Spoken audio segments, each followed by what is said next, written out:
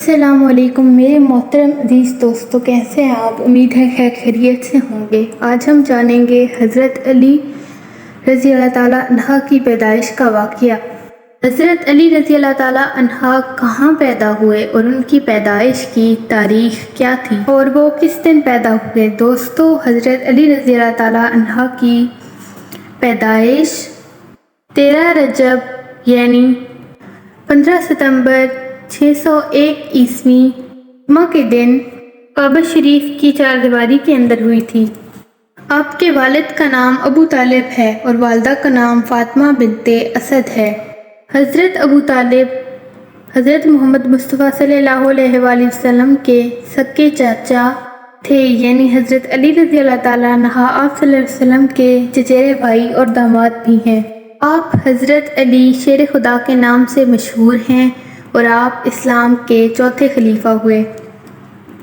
حضرت علی نے 8 یا 10 سال کی عمر میں اسلام قبول کیا۔ بچوں میں سب سے کم عمر میں اسلام قبول کرنے والا بچہ حضرت علی رضی اللہ تعالیٰ عنہ ہی ہیں، اور اسلام قبول کرنے سے پہلے آپ نے کبھی بھی بت پرستی یا آگ پرستی نہیں کی تھی، کیونکہ آپ شروع سے حضرت محمد مصطفیٰ صلی اللہ علیہ وآلہ وسلم کی صحبت میں رہے اور انہی کے ساتھ ہی رہتے تھے۔ ناظرین، جب حضرت علی رضی اللہ تعالیٰ عنہ کی پیدائش کا وقت قریب آیا تو روایات میں ہے کہ جب حضرت علی رضی اللہ تعالیٰ عنہ کی پیدائش کا وقت قریب آیا تو حضرت علی کی والدہ یعنی کہ فاطمہ بنت اسد کعبہ شریف کے پاس گئیں۔ وہ 11 رجب کا دن تھا۔ آپ کعبہ شریف کی دیوار کو پکڑ کر اس پر ہاتھ رکھ کر کہنے لگیں، اے اللہ، اپنے نبی کو نازل فرما۔ ایسے ہی انہوں نے یہ جملہ کہا، خانہ کعبہ کی دیوار ہلنے لگی اور اس کے اندر دراڑ آ گئی۔ حضرت علی رضی اللہ تعالیٰ عنہ کی والدہ حضرت فاطمہ بنت اسد اس دراڑ سے خانہ کعبہ کے اندر چلی گئیں۔ یہ منظر عباس ابن عبد المطلب دور کھڑے دیکھ رہے تھے۔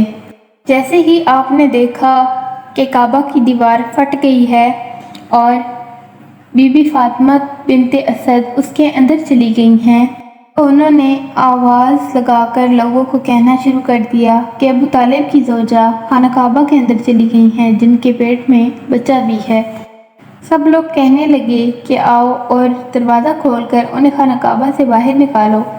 جب یہ بات پورے مکہ میں پھیلنے لگی تو لوگ دور دور سے آ کر خانہ کعبہ کے پاس جمع ہونے لگے۔ اس کے بعد وہ خانہ کعبہ کے دروازے کو کھولنے کی کوشش کرنے لگے، لیکن کسی سے بھی اللہ تعالیٰ کے گھر کا دروازہ نہیں کھولا گیا۔ دوستو، عرب میں صرف 2 لوگ ہی مطمئن تھے، ایک حضرت محمد مصطفیٰ صلی اللہ علیہ وآلہ وسلم اور دوسرے آپ کے چچا حضرت ابو طالب۔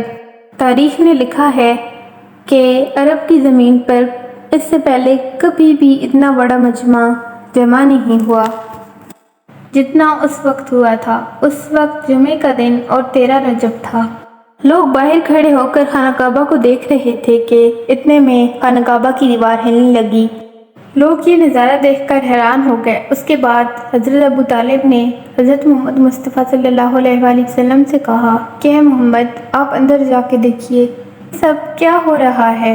جب حضرت محمد صلی اللہ علیہ وآلہ وسلم اندر گئے تو آپ نے دیکھا کہ بی بی فاطمہ بنت اسد کی گود میں ایک بہت ہی خوبصورت بچہ ہے، لیکن آپ صلی اللہ علیہ وآلہ وسلم نے دیکھا کہ بی بی فاطمہ بنت اسد بہت پریشان نظر آ رہی ہیں۔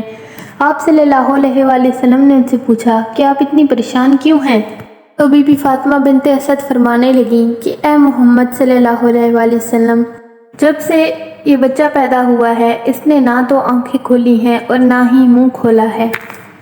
اس کے بعد رسول صلی اللہ علیہ وآلہ وسلم نے مسکراتے ہوئے اس بچے کو اپنی گود میں اٹھایا جو کہ حضرت علی تھے، تو اس بچے نے بھی مسکراتے ہوئے اپنی آنکھیں کھول لیں۔ دوستو، ابھی تو حضرت علی رضی اللہ تعالیٰ عنہ دنیا میں تشریف ہی لائے تھے، اور اس آیت سے یہ ثابت ہوتا ہے کہ حضرت علی پیدا ہوتے ہی سب سے پہلے دونوں جہانوں کے مالک حضرت محمد مصطفیٰ صلی اللہ علیہ وآلہ وسلم کو دیکھنا پسند کرتے تھے۔ اس کے بعد نبی کریم صلی اللہ علیہ وآلہ وسلم نے اپنی زبان بچے کے سامنے نکالی تو بچے نے اس زبان کو چوسنا شروع کر دیا۔ بی بی فاطمہ بنت اسد یہ دیکھ کر بہت خوش ہوئیں اور مسکرانے لگیں۔ اس کے بعد نبی کریم صلی اللہ علیہ وآلہ وسلم اس بچے کو لے کر خانہ کعبہ سے باہر نکلے تو عرب کے لوگ اس بچے کا نور دیکھ کر جمع ہونا شروع ہو گئے اور لوگ ایک دوسرے سے کہنے لگے کہ اس نورانی بچے کا نام کیا رکھا جائے۔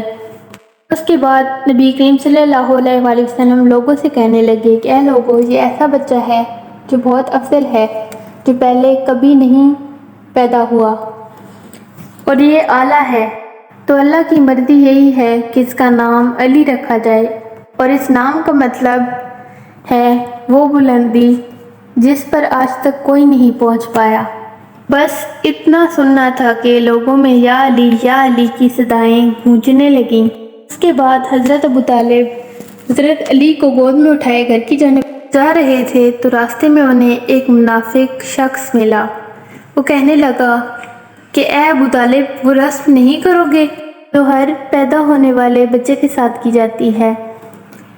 یہاں آپ کو بتاتے چلیں کہ عرب میں اس وقت ایک رسم تھی کہ پیدا ہونے والے بچے پر سانپ چھوڑا جاتا تھا۔ اگر سانپ اس بچے کو مار دیتا تھا تو کہا جاتا تھا کہ یہ اپنے باپ کی اولاد نہیں ہے، اور اگر وہ سانپ اس بچے کو نہیں مارتا تھا بلکہ زندہ چھوڑ دیتا تھا تو کہا جاتا تھا کہ یہ اپنے باپ کی اولاد ہے۔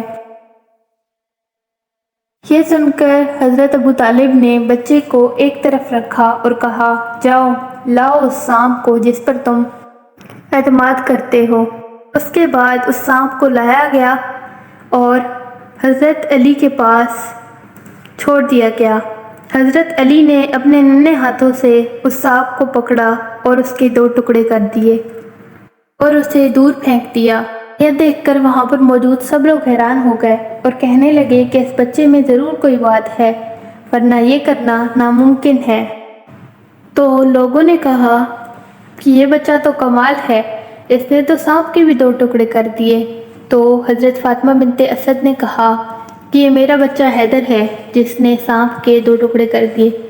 تو یہ تھی حضرت علی رضی اللہ تعالیٰ عنہ کی شان، جنہوں نے پیدا ہوتے ہی بڑی بڑی کرامات دکھا دیں، جن کی پیدائش اللہ تعالیٰ کے گھر میں ہوئی اور وفات بھی اللہ تعالیٰ کے گھر میں ہوئی، یعنی آپ کی شہادت بھی اللہ تعالیٰ کے گھر میں ہوئی، اور آپ نے اپنی ساری زندگی نبی کریم صلی اللہ علیہ وآلہ وسلم کے اصولوں پہ گزاری اور آپ نے انہی کے ہاتھوں میں پرورش پائی۔